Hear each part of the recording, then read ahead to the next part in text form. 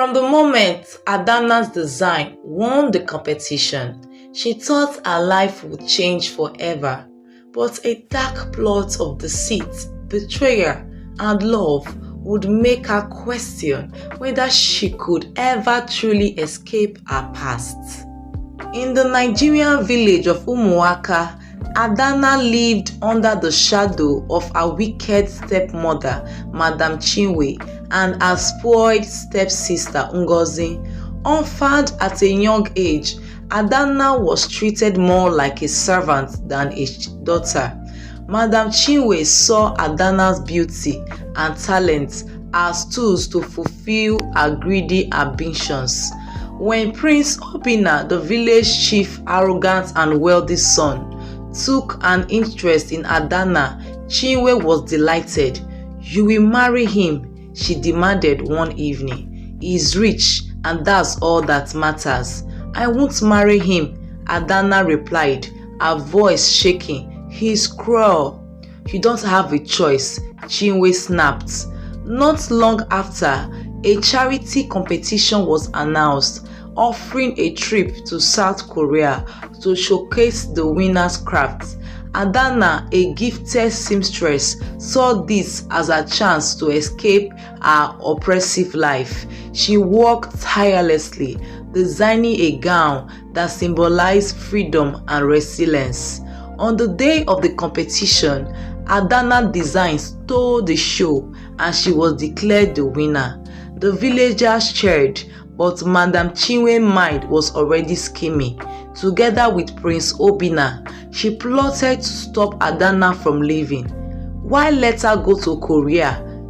Chinwe told Ngozi. "You will take her place. Once you're there, act like you are the winner and bring back whatever riches they give you." Ngozi, though lazy and clueless about sewing, agreed. That night, Obinna and his men adopted Adana. They tied her to an ancient tree deep in the forest. "If you can't marry me, then you won't leave this village," Obinna said, leaving her to the mercy of the elements. The next morning, dressed in Adana's clothes, carrying her tickets, Ngozi boarded the plane to South Korea. When she arrived, she was struck by the bustling streets and glittering lights of Seoul. At the cultural exhibition, however, her troubles began. As Ngozi stood before the audience to present her designs, she was asked simple questions about her creative process. "Who inspired this dress?" one judge asked. Ngozi stammered, her face flushed. "I just made it because it looked nice." The judges exchanged puzzled glances. Another asked, "What materials did you use and how did you combine the patterns?" "Materials," she repeated, her eyes looking round the room. Miss clothes." The room grew quiet. Another judge asked, "Can you be more specific? Which parts of African culture influenced the beadwork and the pattern choices?" Ngozi hesitated, trying to appear confident. "Well, I just thought it would look good. I didn't think too much about it." "What techniques did you use to achieve this embroidery on the clothes?" "Oh, that's simple. I just stitched it all together. It wasn't too hard." The room fell silent. Then Jihu, a young man, asked a question gently. "Could you demonstrate one of your embroidery techniques for us? We would love to see you work." Ngozi froze. "Right now? Oh, I left my tools at the hotel." Jihu smiled politely. "That's all right. We have materials here. Please show us." The judges exchanged knowing glances.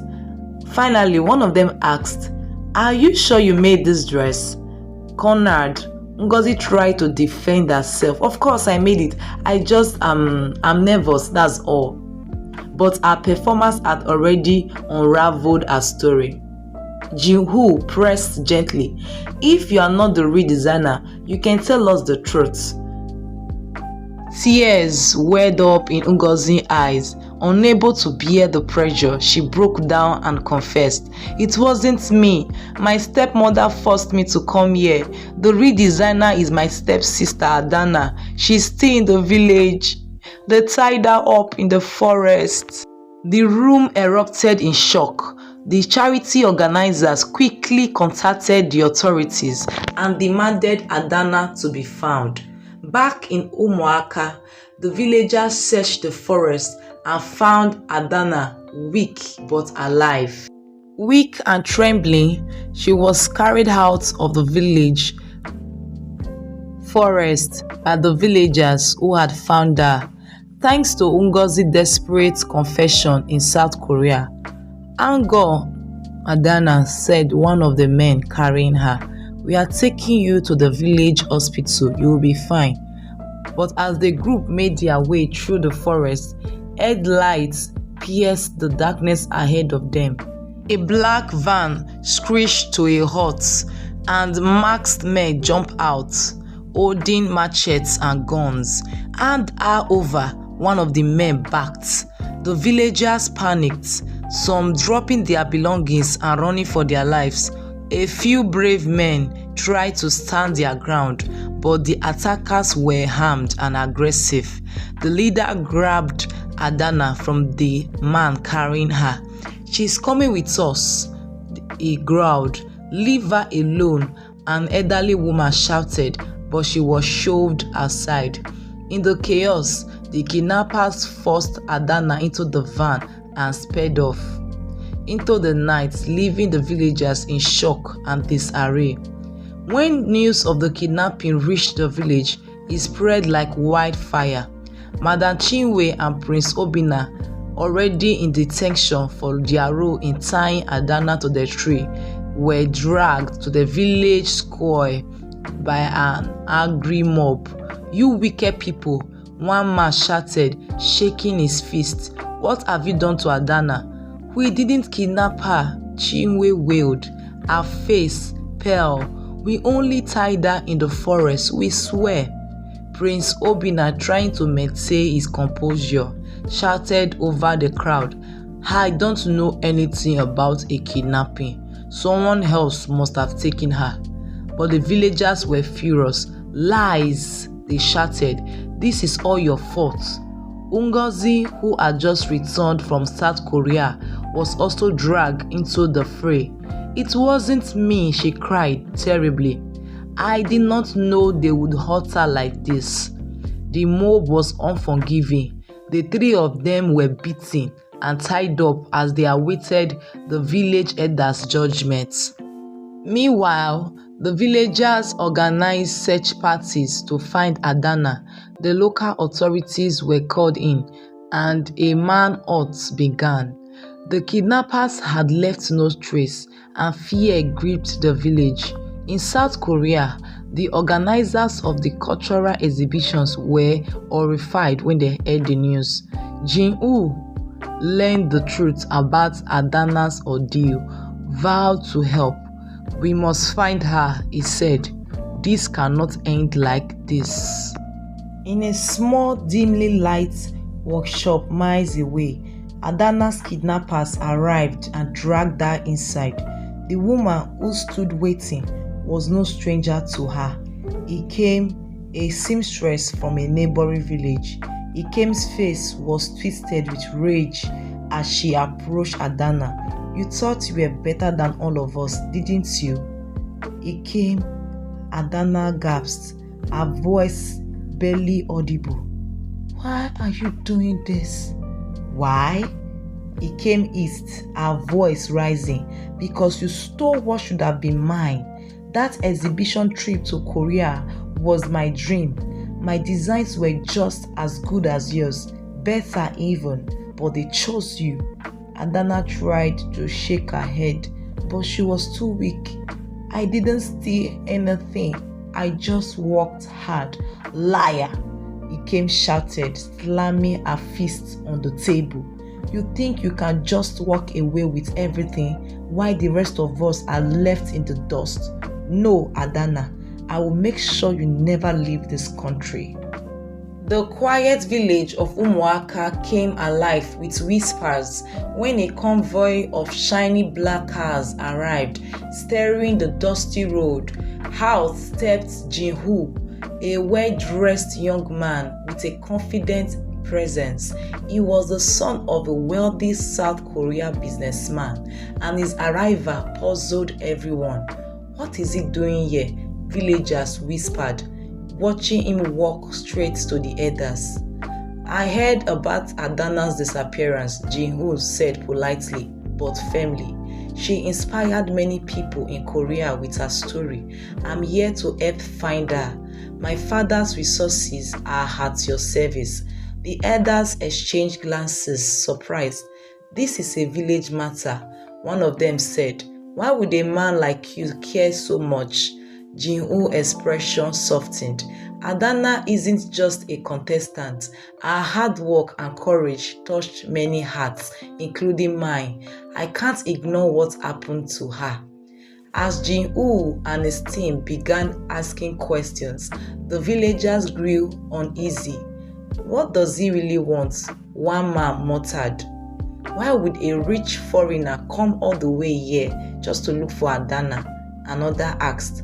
Even Madam Chinwe, sulking in a small hut, grumbled, "What's his business here? Why would he leave his big country for our village?" She turned to Ngozi, who sat nervously beside her. "Do you think he knows about us?" Prince Obina, humiliated and under suspicion, also kept a close eye on Jinhu. "That man is up to something," he told his friend. "Why is he so interested in this case? I don't trust him." Jinhu ignored the whispers and focused on finding Adana. His team spoke to villagers, piecing together events. They heard about the Christmas competition, Madam Chiwe's jealousy, and Prince Obina's cruel actions. Jinhu even visited the forest where Adana had been tied. Standing near the old tree, he shook his head in disbelief. "How could anyone leave a person here to die?" he asked quietly. Some villagers admired his effort, while others remained doubtful. To them, Jinhu was either a hero or a stranger meddling in their affairs. Still, Jinhu pressed on. "Adana deserves justice," he told the elders, "and I won't leave until she is safe." After Jinhu's investigation in the village, the jealous seamstress decided to approach him. She knew she had to act quickly if she wanted to avoid suspicion, so she tried a new approach. She walked up to him one afternoon with a gentle smile. "Jinhu, I know this might sound strange, but I've been thinking a lot about Adana," Ikem said, pretending to be concerned. "I was her best friend and I want to help find her." Jinhu paused, studying her. He knew something was off, but he did not have enough evidence to accuse her outright. "You were her best friend?" he asked. "Yes," Ikem replied, her voice softening. "We shared everything. Our dreams, our hopes, even the designs. I feel so guilty about what happened." Jinhu wasn't sure if he could trust her, but he also saw a potential ally. He reasoned that having someone who knew Adana personally could help his investigation, so he decided to give her a chance. "I'm staying at a place nearby," Jinhu said, his tone measured. "If you want to help, you can join my team and be part of the search. Your insights might be valuable." Ikem smiled, relief flooding her face. "I will do anything to help bring her back," she said, hiding the dark thoughts brewing behind her calm exterior. Over the next few days, Ikem continued to play the role of Adana's caring friend. She accompanied Jinhu and his team as they searched the village, offering supposed insider information. The more she mingled with Jin-Woo, the more she saw how much trust he was placing in her. After a long day of searching for Adana, Jin-Woo invited him to his temporary lodging. "You have been helping a lot," Jin-Woo said with a smile, "and I think you deserve a break. We have worked hard today, and I've got few drinks to help you relax." "Thank you, Jin-Woo. I really appreciate everything you've done for me," she said, playing the part of the grateful friend. But underneath, her mind was racing. She knew Jin-Woo had something special in his bar, a drink that wasn't just ordinary juice. While Jin-Woo went into the kitchen to fetch something, he came seizing the moment, walked over to the bar. There were several bottles lined up, some with labels she couldn't read. The bottles seemed to shimmer in the soft light, and she noticed one with a deep amber color that stood out. It looked like a juice bottle, and her curiosity got the better of her. "Juice," Ike mumbled under her breath. Eyeing the bottle, she thought it would be a refreshing drink. Maybe Jin-Woo had prepared it just for her. Without hesitating, she poured herself a large glass, feeling a sense of satisfaction as she took the first sip. Jin-Woo returned to find Ike already drinking. He gave her a surprise but pleasant smile. "I didn't think you would be so eager, but that drink is a bit strong. Are you sure you're okay?" Ike just nodded, smiling back at him. "It's fine, it tastes like juice. Really refreshing," she said, trying to hide the fact that she was already starting to feel the effects of the alcohol. "Jin-Woo, what did you give me?" Ike stammered, standing up and almost stumbling. Jin-Woo frowned, noticing her sudden change in behavior. "That's actually a strong alcohol I use for my lab work. It's not a juice, it's more stronger. Are you alright?" Ike did not hear him. She staggered towards Jin-Woo, her eyes wide and unfocused. "I did it, Jin-Woo," Ike blurted out suddenly, her words slurring. "I'm the one who took Adana. I'm the one who kidnapped her."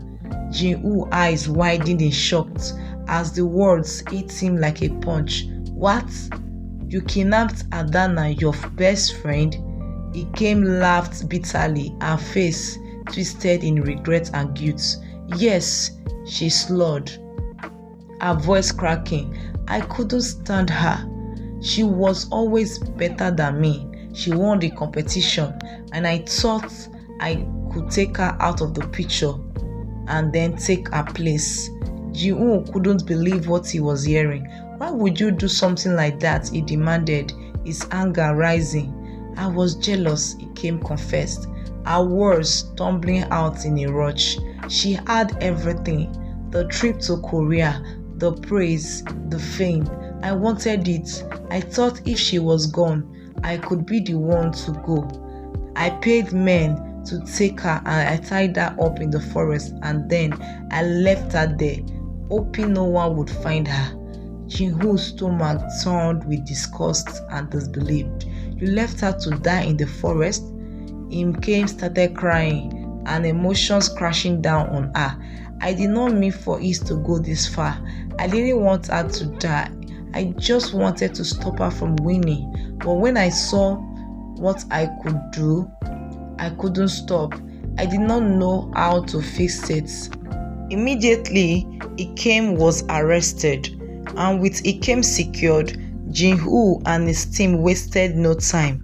The most urgent task was to find Adana, who had been missing for far too long.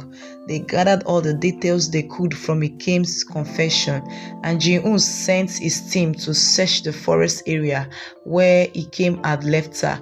His mind wouldn't rest until he found Adana. Hours passed, and Jin-Woo's patience was wearing thin. His team combed the forest, leaving no stone unturned. Suddenly, one of the team members radioed in, "Sir, we found her by the river bank." Jin-Woo's heart skipped a beat.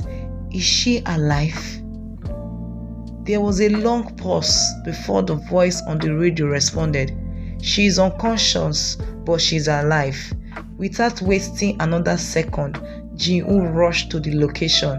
As he pushed through the thick underbrush, his eyes fell on Adana's lifeless form. Her clothes were torn, her face streaked with death, and her body was bruised.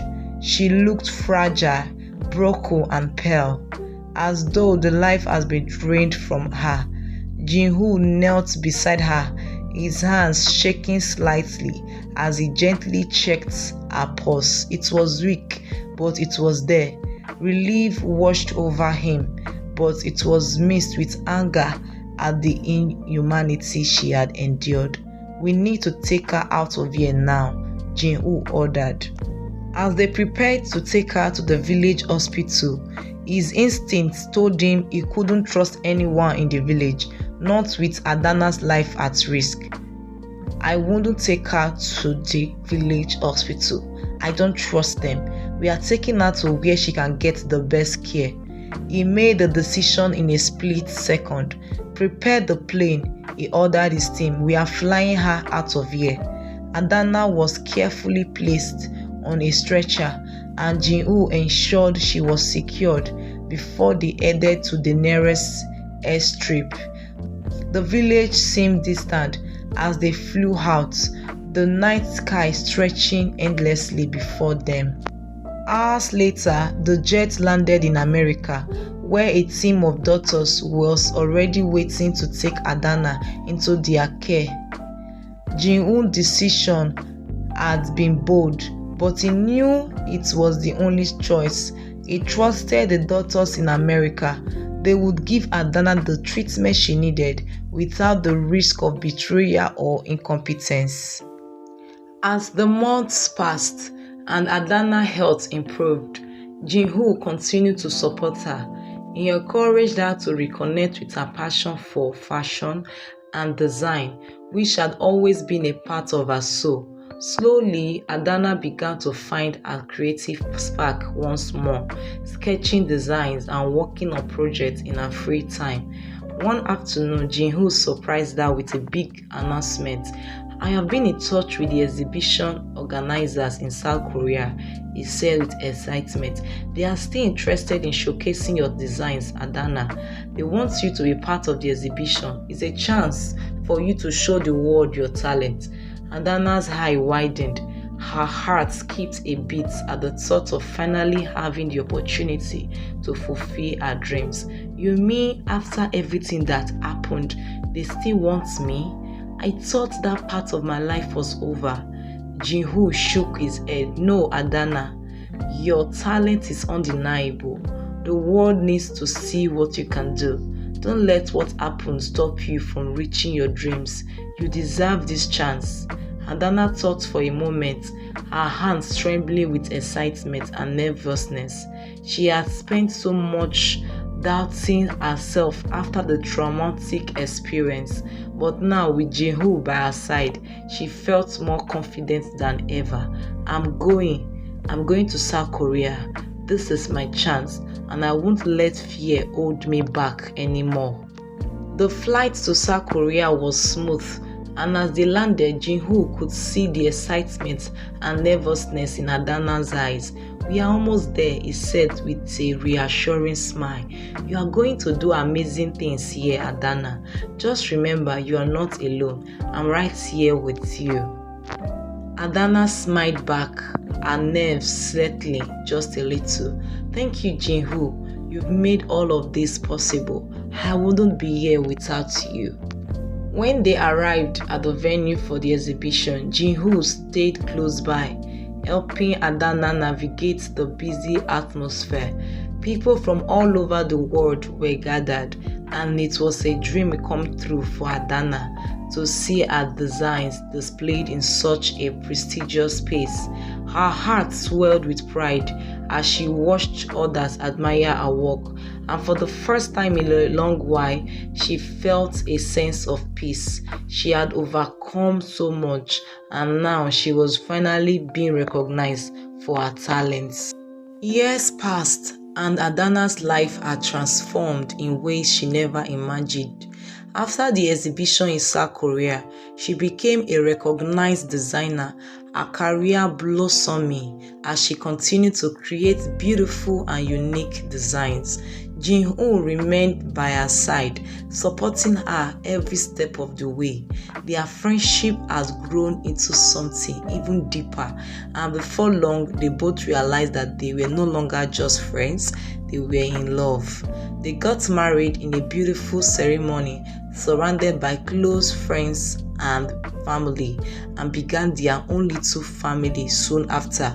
Together, they had 4 children, each one bringing joy and laughter into their home.